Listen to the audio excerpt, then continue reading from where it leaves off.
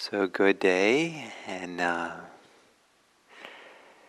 it's actually feel quite wonderful to be here with you all. And not only is there an opportunity to meditate and talk about the Dharma, it's also remarkable to uh,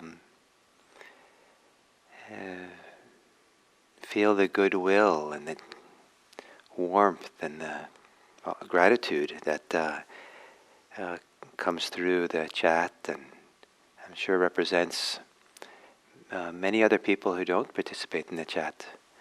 And for all of us to be sharing in this together, quite remarkable. And maybe it's almost, it certainly adds to the richness of the meditation we do to feel like we're doing it in such a friendly community. So thank you very much. And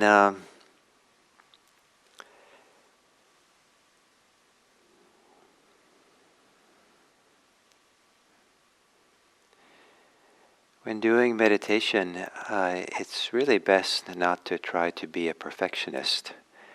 Any attempt at perfection probably goes in the opposite direction. It makes it harder, we strain more, and maybe it gets more brittle. And I think that the idea is to be at ease with how things are, not how we think they're supposed to be. To be at ease with how things are, not with what we think they're supposed to be. And to have that, and to have that ease not be perfect. So that not looking for perfect ease. And what this means is that we're partly learning to hold ourselves, be mindful of ourselves, without it needing to be all one way. But have an ease with holding things together that are maybe some good and some not so good, some pleasant, some not pleasant, some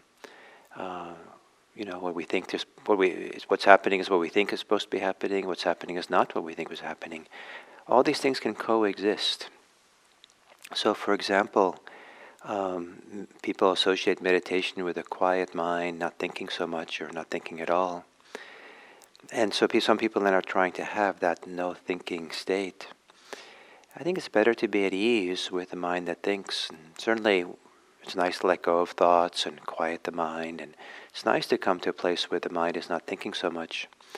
But even better is not to be disturbed by your thoughts, and to be at ease with them. And in that way, it's possible to let some thinking just recede into the background. And rather than being preoccupied with the idea of having no thoughts at all, we can just let some thinking can just go on in the background, and we can kind of know what we're thinking, or maybe not, as long as in the foreground we're just staying with the breathing or staying with our present moment experience. And so those two can coexist. And so, but when thinking comes into the foreground, then we learn to practice with it. But even then, the idea is to be at ease with it. And the same with discomforts in the body. Some people have like a homing instinct, maybe because of fear, to just kind of really tune into uncomfortable, painful sensations of the body, be worried, concerned. But and expecting they're supposed to be completely comfortable all the time. But also comfort and uncomfortability can coexist. And sometimes it's just fine to have a certain level of pain, discomfort, also be kind of in the background, or just be part of the overall environment, and not needing to zero in on it and focus on it. And that allows us to kind of open up and focus on, all this allows us to then gently focus on what is onward leading, what is really supportive of us to develop meditation further. It's supportive to focus on that part of our experience where we're not thinking a lot, where we're more feeling and quietly, calmly feeling the experience, letting the thoughts be in the background. At some point in meditation, it's onward leading to become aware of the pleasant sensations that they're not there because of we're getting, some wonderful sensual experience, but rather uh, as we settle, and feel more content here, then we feel kind of the meditative contentment, meditative comfort and pleasantness of the experience. And that is a useful thing to open to. And in the background there might be discomfort, but if it can just be in the background, don't worry about it too much. And gently open to the pleasant, to the meditative pleasure, joy, contentment that might be there. Or the feeling of rightness, the feeling, oh, this is good to be here. So there's a wide range of kind of pleasant, enjoyable, or right feelings that might come as we meditate, and to open to those and let them spread. Or I like the notion of just opening the body to them, and so they fill us more, or they expand more. So taking a meditation posture and gently closing your eyes, and kind of settling into your posture. And here also, we don't want perfection with a posture. I like the expression, just good enough for you to be here and settling in.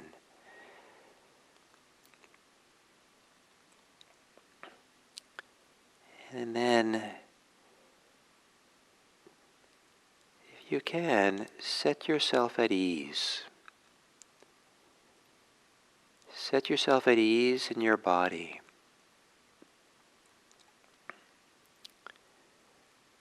And that can mean to be easy. Be easy with what's happening in your body. Ease up a bit around the body. And then as you exhale, settle and relax the body further.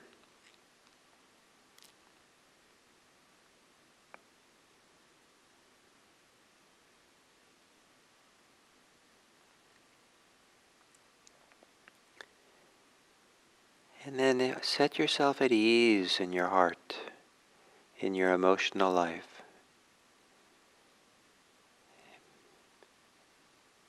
Let yourself be easy with whatever feelings and emotions you might have. Ease up on them a bit, not to make them go away or make them different, but ease up, be easy with it all. An easy relationship.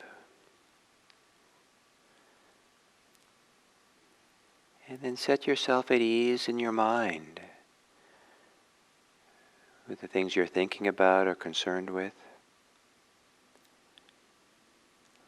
See if you can let yourself be easy with the activities of your mind.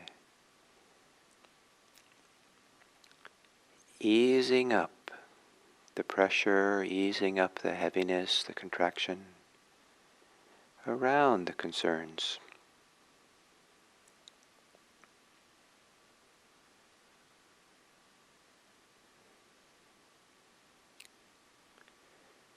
And then as you exhale, to relax your emotional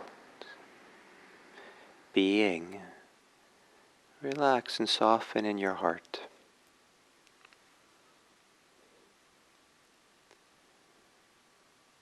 As you exhale, relax and soften in the thinking mind.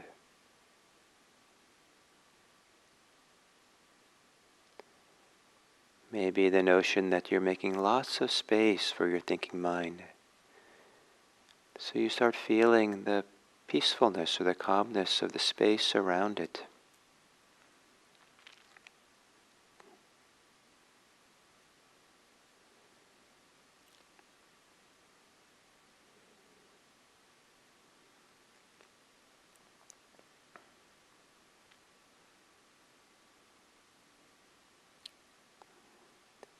And then settling into your body and feeling your body globally.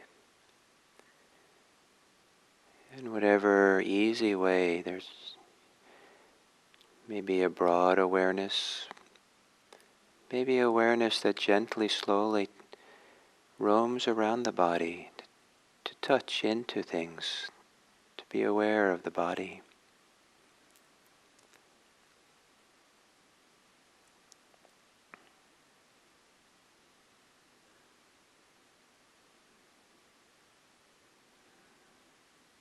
As you exhale, softening the shoulders.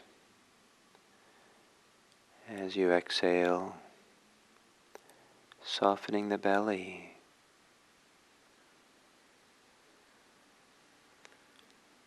As you exhale, settling in to your body, your posture, your place here.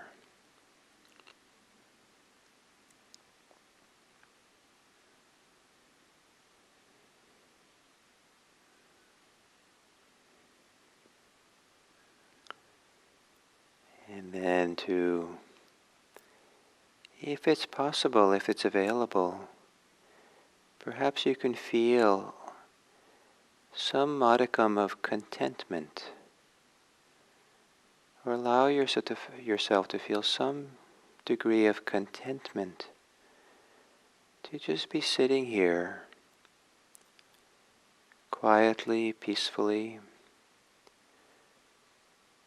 aware of whatever's here for you, whether it's comfortable or uncomfortable, pleasant or unpleasant. It's very significant and valuable to be aware of how things are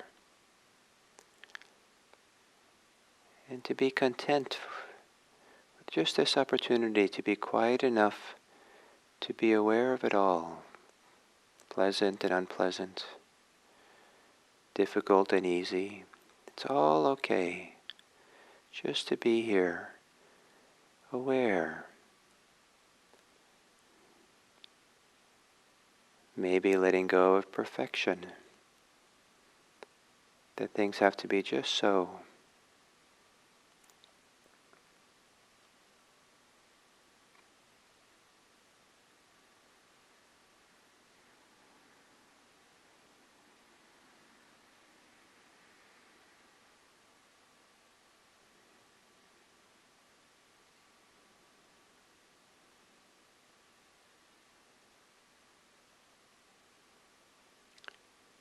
And then feeling your breathing more fully, being at ease with whatever way you're breathing.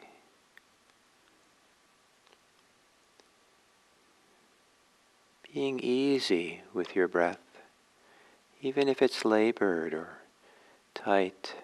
Be easy, ease up.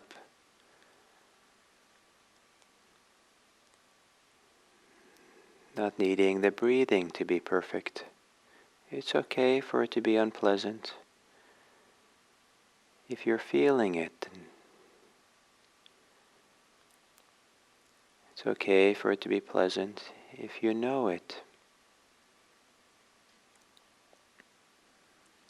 And maybe there's a little bit of both with breathing. As you go through the cycles of in-breath and out-breath, some of the experiences of breathing are a little bit more pleasant, some are a little bit more unpleasant.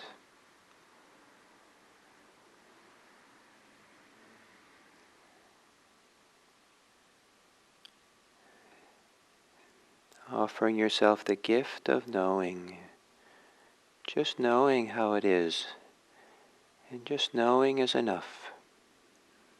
As you go through the cycle of in and out, expanding and contracting,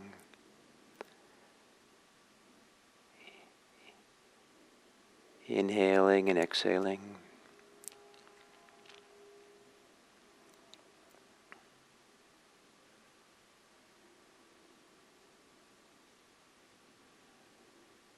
Settling in. to breathing.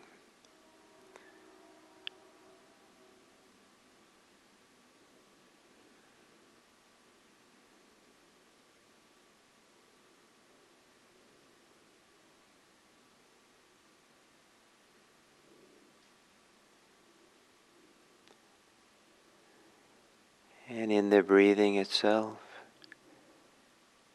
as you exhale, relax and let go. Soften. Go with the releasing.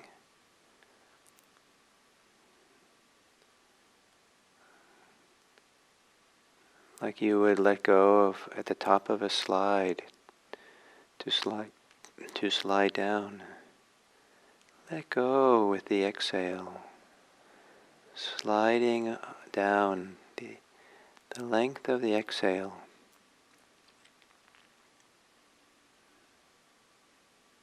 Let go.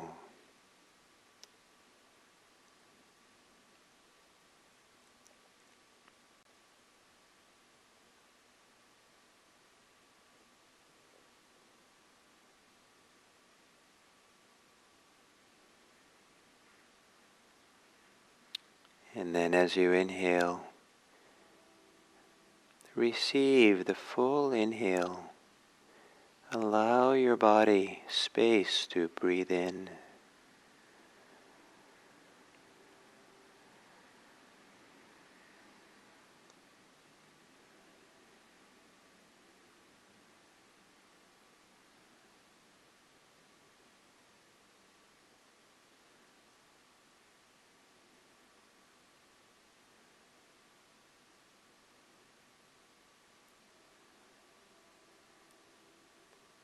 And then as you're breathing, breathe with whatever is pleasant, letting the unpleasant be there, but not focusing on it so much.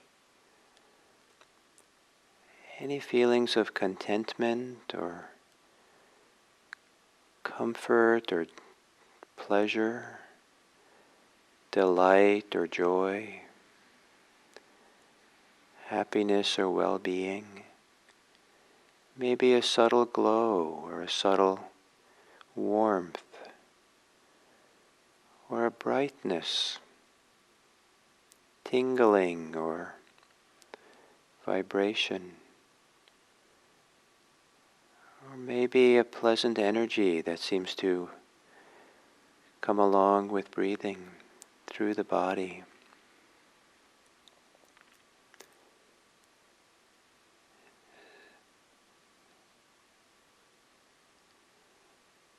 Sliding down the exhale, allowing for the inhale.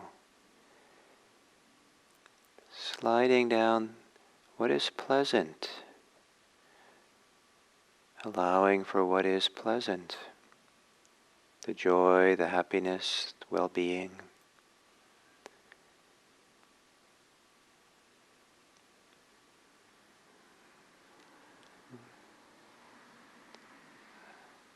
Letting the thinking mind become quieter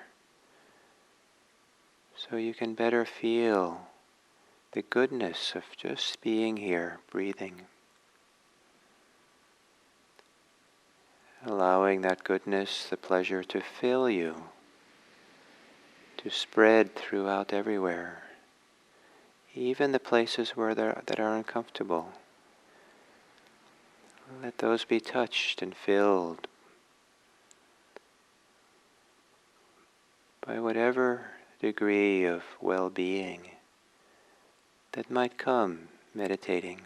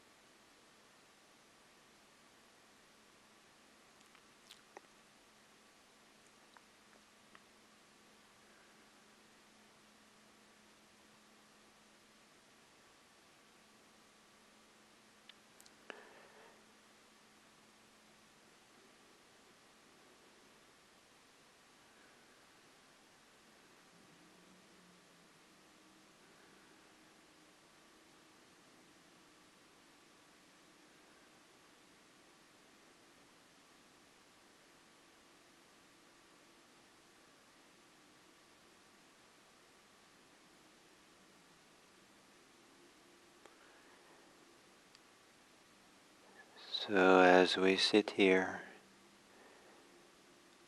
to remember that things don't have to be all one way, or we don't have to focus on just one aspect of our experience. There's a way in which we can be at ease and inclusive of all of it, the pleasant and the unpleasant. But then open more to the pleasant side, not at the exclusion of what's difficult, but to better, in a more balanced way to hold it and be with it. And if we turn our attention now to the suffering of the world, suffering of people you know, and suffering of this COVID time, and so many people challenged, there can be a strong tendency to focus on the suffering exclusively, to feel the suffering, the pain of the world or of other people, and think that caring about it means you have to really focus on it exclusively. I believe that compassion is richer, fuller, more compassionate if it doesn't exclusively focus on the suffering, but realizes there's always more. There's always the pleasant, the non-suffering that's happening at the same time. And to include what is good and what is healthy and has a sense of well-being to it or goodness in it. And to have a broader field of attention so the suffering can be held together with or inside of a sense of well-being or sense of settledness or ease. And so we can better recognize that the people we're thinking about or focused on, they're more than just suffering people.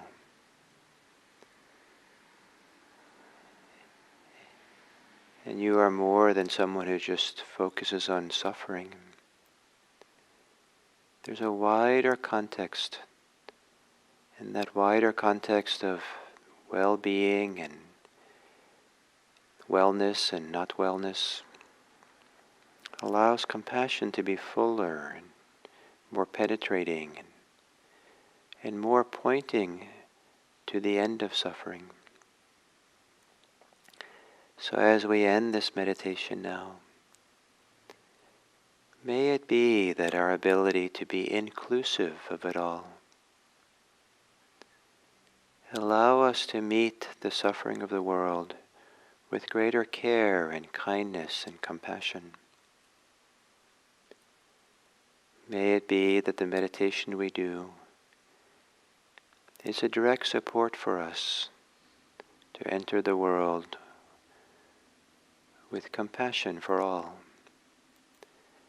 May all beings be happy. May all beings be safe. May all beings be peaceful. May all beings everywhere be free.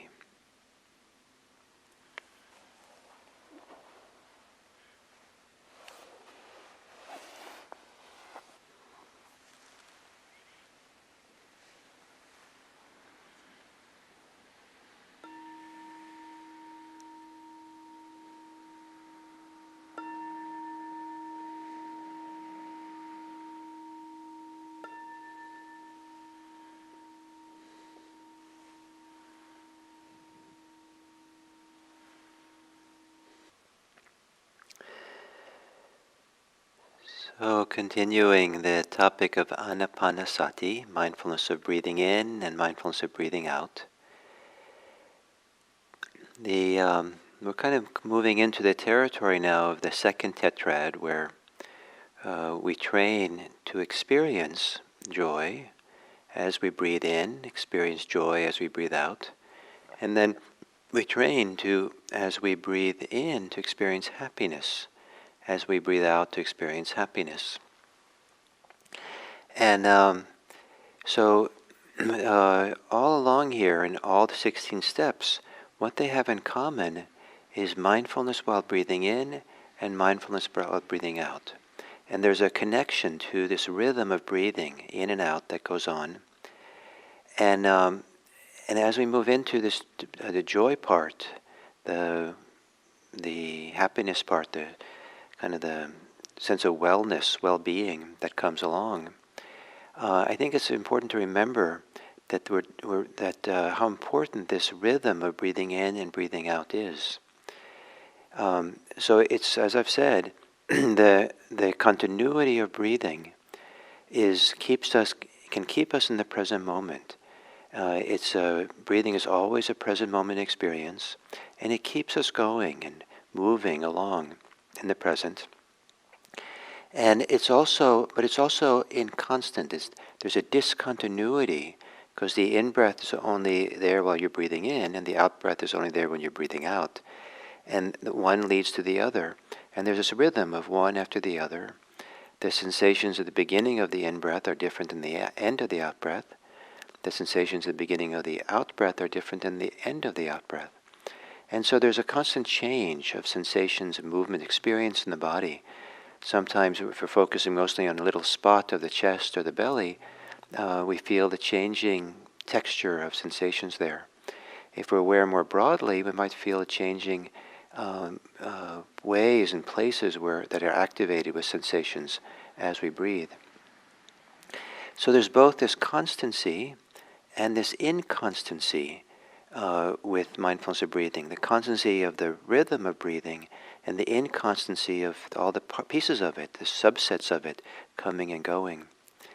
And so we can't hold on to any one part of the breathing without causing problems.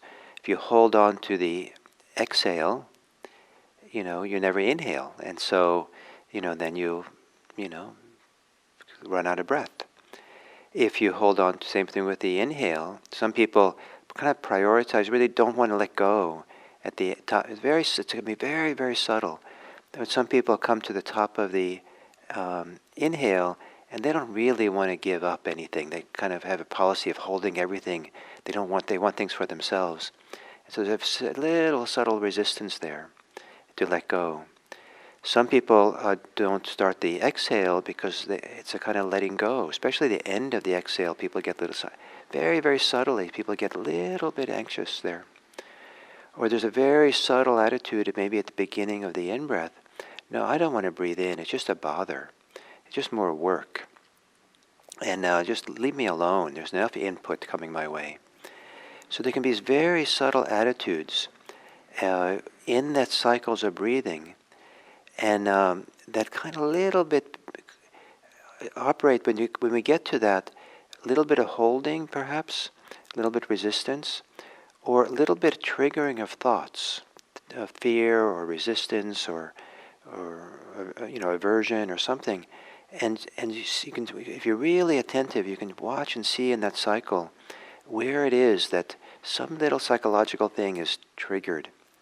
So occasionally, don't try too hard to look for it, but it's a little bit there. And or if we start thinking about something else, and it's really preoccupying, really a major issue, you can feel the breath gets held, and we're still breathing in and out, but maybe it's all chest breathing, and it's the belly's tight, and so there's this holding going on. But if you just stay with the inconstancy and the flow of breathing, and remembering that this is constantly letting go, constantly opening up, constantly releasing and softening and allowing the flow to go, that it's a protection from getting attached to anything, getting hooked too much on things, getting caught in our thoughts, caught in reactivity, whatever. It's a way of keeping us limber, keeping us relaxed or loose or not so caught. And it's by degrees. And so don't think it's all or nothing again, but we slowly, the breathing begins to massage us and begins to support the letting go. And with time, as the breathing becomes more like a flow that goes smooth and easy, that watching the breath, tuning into the breathing, becomes a little bit like sitting at the edge of a river and just watching the rippling currents, so the water flowing down the river. And it's kind of like looking at a fire. Sometimes we can just spend a long time just looking at the changing patterns of the water flow that, that's not that different from each other, but it's changing. And it can be just to watch that, can be very relaxing. And we're not necessarily trying to quiet our mind or stop thinking about anything, but just letting that be the, where the mind kind of the attention gets absorbed in and flowing with. Something gets quite quieter and quieter and stiller. So the same thing as with time, as the breathing becomes more relaxed, more loose, more open, more flowing, and we can kind of be with the inconstancy, the inconstancy of the little wavelets of breathing on top of the constancy of just the flow of the river of breathing. We get absorbed in it. We get pulled into it. And there's a lot of it. It's not like we're looking at the surface of water.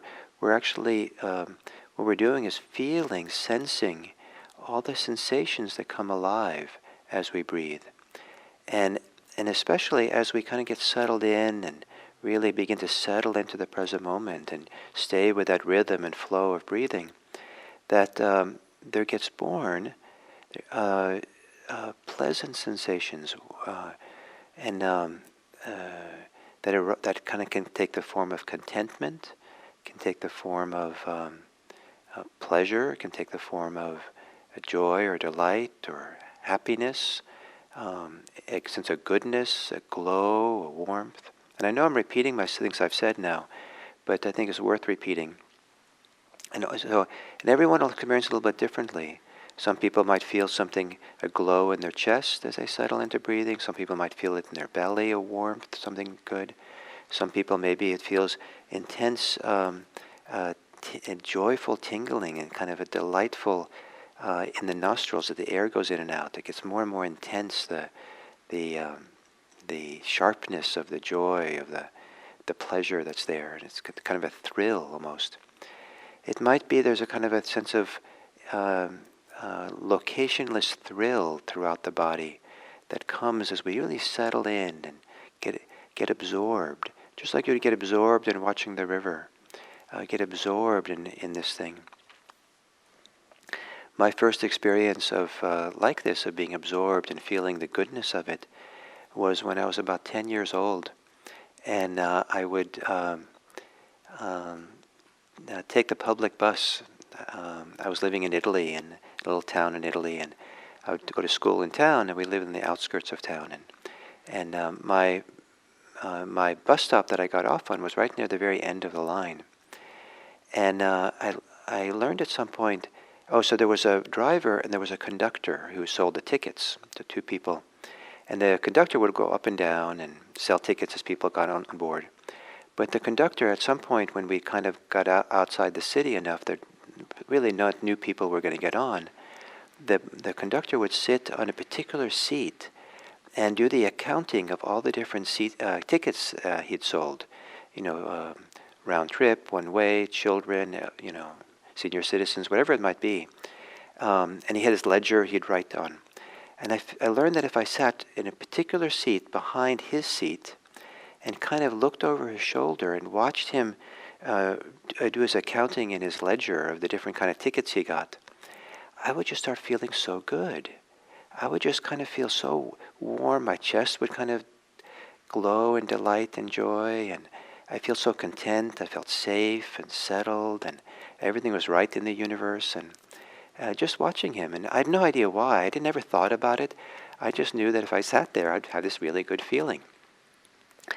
And many years later, when I started meditating, I realized that I was getting absorbed in this very simple thing that he was doing. Maybe I was tapping into his concentration of working, but just the movement of his pencil on the paper and his focus on it, somehow I got kind of absorbed. I wasn't like trying to get concentrated. I didn't know I was, really getting absorbed. It's just that my world kind of got so content and happy and settled on just him, his pencil, his piece of paper, watching him.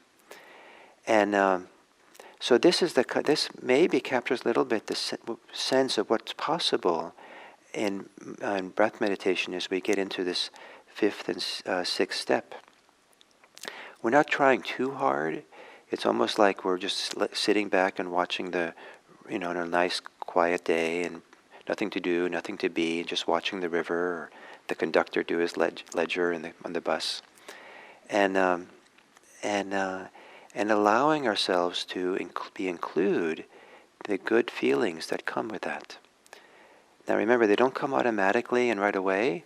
The first 4 steps of Anapanasati are always the default, and the basic default is the first 2, just becoming familiar with the breathing and developing capacity to stay a little bit in the present moment with things.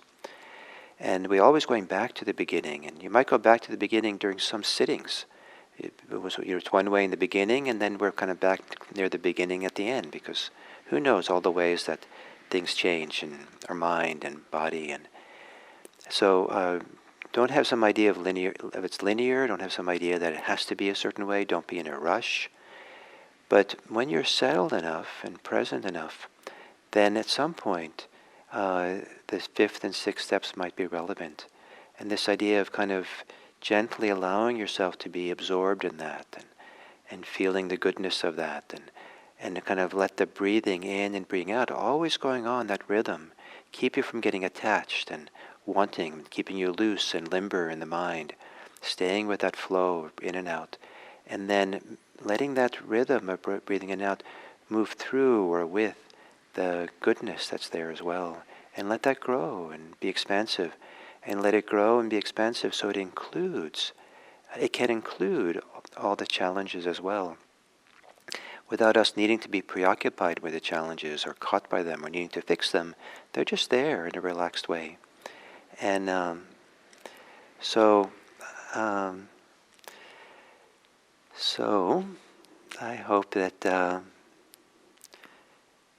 you'll feel contentment, and perhaps the assignment for the next 24 hours is maybe you can look for more opportunities to have contentment in your day.